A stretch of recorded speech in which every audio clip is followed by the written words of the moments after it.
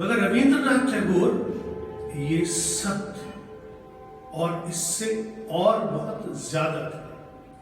उन्होंने कविता, गीत, कहानी, उपन्यास, नाटक, लेख यानी हर तमाम विधाओं में समान रूप से लिखा और बहुत अच्छा लिखा। उन्होंने महारत हासिल की लिखने की।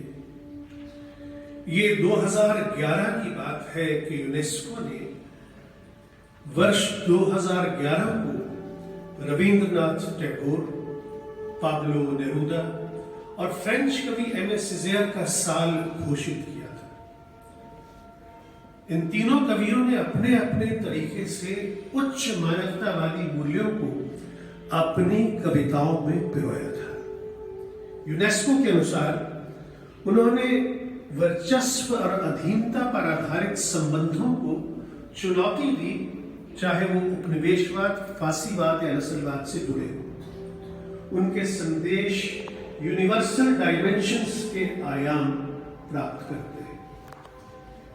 यदि गुरुदेव को गीतांजलि के लिए साहित्य का श्रेष्ठतम सम्मान नोबेल प्राइज मिला, तो उन्होंने हमें गोरा और चोकर वाली जैसे खूबसूरत उपन्यास दिए और काबुलीवाला जैसी कहानी जिसे नाटकों में और फिल्मों में भी इस्तेमाल किया गया। टैगोर ने 1 दर्जन से अधिक उपन्यास लिखे। उनके उपन्यासों में मध्यम वर्गीय समाज विशेष तौर से उभर कर सामने आया। उन्होंने अपनी कविताओं में प्रकृति से आध्यात्मवाद तक के विभिन्न रसों को बखूबी उकेरा है। मैं कुछ थोड़ी सी पंक्तियां उनकी एक कविता से पढ़ना चाहूंगा। टैगोर कहते हैं कि पिंजरे की चिड़िया थी सोने के पिंजरे में।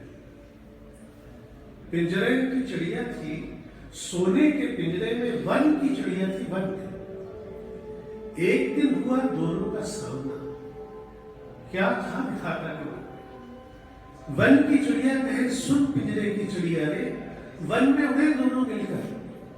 पिंजरे की चिड़िया कहे वन की चिड़िया रे, पिंजरे में रहना बहुत सुंदर। वन की चिड़िया कहे ना मैं पिंजरे में कैद रहूं क्यों कर। पिंजरे की चिड़िया कहे हाय निकलूं मैं कैसे पिंजरा तोड़कर। वन की चिड़िया गाए पिंजरे के बाहर बैठे वन के मनोहर गीत। पिंजरे की चिड़िया गाए रटे रटाए हुए जितने दोहा और कविता के गीत। वन की चिड़िया कहे पिंजरे की चिड़िया से गाओ तुम भी वन गीत। पिंजरे की चिड़िया कहे सुन वन की चिड़िया रे, कुछ दोहे तू भी ले सीख। तो देखिए कितनी खूबसूरत बातचीत है वन की चिड़िया में और पिंजरे की चिड़िया में। तो टैगोर क्योंकि शहर में भी रहे, टैगोर प्रकृति में रहे और शांति निकेतन तो बनाया ही इस अंदाज से कि लोग प्रकृति में रह के शहर की पढ़ाई कर सके। किस तरह से दोनों को मिलाया। रविंद्रनाथ टैगोर का जन्म 7 मई 1861 कलकत्ता में हुआ था। उनके पिता देवेंद्रनाथ टैगोर ब्रह्म समाज के नेता थे। टैगोर को गुरुदेव के नाम से भी जाना जाता है। टैगोर के पिता ने उनको कानून की पढ़ाई करने के लिए यहाँ लंदन में दाखिला दिलवाया था, परंतु उनका रुझान तो साहित्य की ओर होने के कारण वो 1880 में बिना वकील बने वापस लौट आए, क्योंकि उन्हें केवल साहित्य से मतलब था, साहित्य से जुड़ाव था। और उसके बाद उन्होंने अपना पूरा का पूरा जीवन साहित्य को समर्पित कर दिया है। टैगोर केवल साहित्यकार नहीं थे, वो संगीतज्ञ, चित्रकार, अभिनेता, निर्माता, निर्देशक, शिक्षक, देशभक्त और समाज सुधारक होने के साथ न जाने क्या क्या थे। 1901 में उन्होंने शांति निकेतन की स्थापना की थी। टैगोर के साहित्य की प्रचुरता का उल्लेख करते हुए यानी कि वॉल्यूम ऑफ हिज लिटरेचर, उसमें बुद्धदेव बोस ने कहा, उनकी एक किताब है एन एक्रे ऑफ ग्रीन ग्रास। उन्होंने कहा कि बात यह नहीं है कि टैगोर के लेखन में 1 लाख पन्नों की छपाई शामिल है, जिसमें साहित्य के हर रूप और पहलू को शामिल किया गया है। हालांकि मायने रखता है, मगर मुख्य बात यह है कि वो एक स्रोत है, एक झरना है जो 100 धाराओं में बहता है, जिसमें 100 लय है और लगातार वो लय आपको सुनाई देती है। भारत के पहले प्रधानमंत्री जवाहरलाल नेहरू ने डिस्कवरी ऑफ इंडिया में लिखा है कि टैगोर और गांधी निस्संदेह 20वीं शताब्दी के पूर्वार्ध में दो उत्कृष्ट और प्रभावशाली व्यक्ति रहे। टैगोर का भारत के दिमाग पर और विशेष रूप से लगातार बढ़ती पीढ़ियों पर बहुत जबरदस्त प्रभाव रहा है। बंगाली ही नहीं, जिस भाषा में उन्होंने खुद लिखा, बल्कि भारत की सभी आधुनिक भाषाओं को उनके लेखन से आंशिक रूप से ढाला गया है। सबका ट्रांसलेशन आपको मिलेगा और हर भाषा में मिलेगा। किसी भी अन्य भारतीय से अधिक उन्होंने पूर्व और पश्चिम के आदर्शों में एक सामंजस्य बिठाने की कोशिश की, मदद की और भारत के राष्ट्रवाद को आधार उसका और व्यापक किया।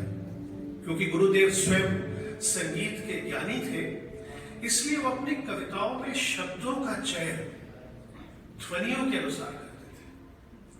उनके गीत संग्रह गीता पिटक में करीब 2265 गीत शामिल किए गए हैं। 2265, जिनके धुन गुरुदेव ने खुद ही तैयार की थी। उन्होंने इन गीतों को गाया भी खुद था। उन्होंने बांग्ला संगीत में एक नई धारा की शुरुआत की, जिसे हम आज भी रविंद्र संगीत के नाम से जानते हैं। गुरुदेव की पहली गीतों की उल्लेखनीय पुस्तक संध्या संगीत 1882 में, जिसे शाम के गीत कहते हैं, उसकी प्रशंसा बंकिम चंद्र चटर्जी ने उस समय की थी। टैगोर ने बाद में अपनी यादों में लिखा, शाम के गीतों में अभिव्यक्ति की मांग करने वाले दुख और दर्द की जड़ें मेरे अस्तित्व की गहराई में थी। वो दर्द को महसूस करते थे। पुस्तक के बाद दूसरी पुस्तक आई प्रभात संगीत। पहले शाम का संगीत था, संध्या का, अब प्रभात का था। ये सुबह के गीत थे, जिसमें उन्होंने अपने आसपास की दुनिया की खोज पर अपनी वो खुशी का जश्न मनाया। वहां दुख था, दर्द था शाम के गीतों में। यहां सुबह के गीतों में एक अलग ही मूड है उनका, जिसमें वो जश्न मना रहे हैं। नया मूड एक रहस्यमय अनुभव का परिणाम था, जो उन्होंने एक दिन सूर्योदय को देखते हुए किया था। और वो कहते हैं, जैसा कि मैंने देखना जारी रखा, अचानक मेरी आंखों से एक आवरण गिर गया और मैंने पाया कि दुनिया एक नई रोशनी से नहा रही है, जिसमें अद्भुत चमक है। हर तरफ सुंदरता और खुशी की लहरों के साथ दुनिया दिखाई दे रही है। ये चमक एक पल में मेरे दिल में जमा हो गई, उदासी और निराशा की तह में घुस गई और उसमें एक सार्वभौमिक प्रकाश भर गया। रविंद्रनाथ टैगोर के अपने समकालीन पश्चिमी देशों के कवियों और आलोचकों के साथ साहित्यिक मित्रता थी। William Butler Yeats, Ezra Pound, Stopford Brooke, Andrew Bradley वगैरह उनकी गीतांजलि के पहले पाठकों में से थे। उनके अंग्रेजी अनुवाद को लंदन में टाइप करवाने का काम उस समय के चित्रकार विलियम रॉथेनस्टाइन ने किया था।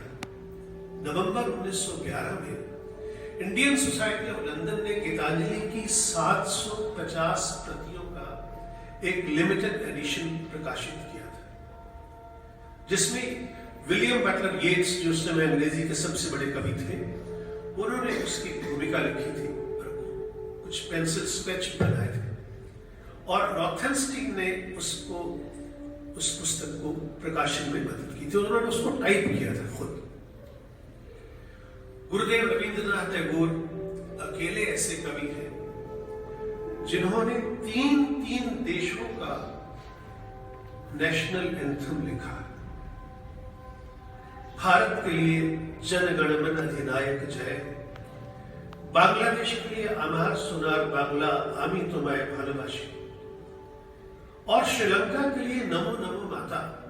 इन तीनों राष्ट्रगानों पर अगर हम ध्यान दें तो खास बात यह है कि गुरुदेव इसमें देशभक्ति की बात नहीं करते, मातृभूमि की वंदना की बात करते हैं। हमें गुरुदेव सिखाते हैं कि हम जब भारत माता कहते हैं या धरती को अपनी मां मानते हैं, वही सही तरीका है अपने देश में रहने का, अपने देश को समझने का।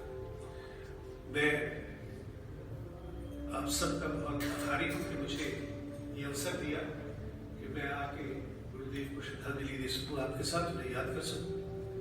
मैं एक बार फिर आप सबका स्वागत करता हूँ, धन्यवाद करता हूँ।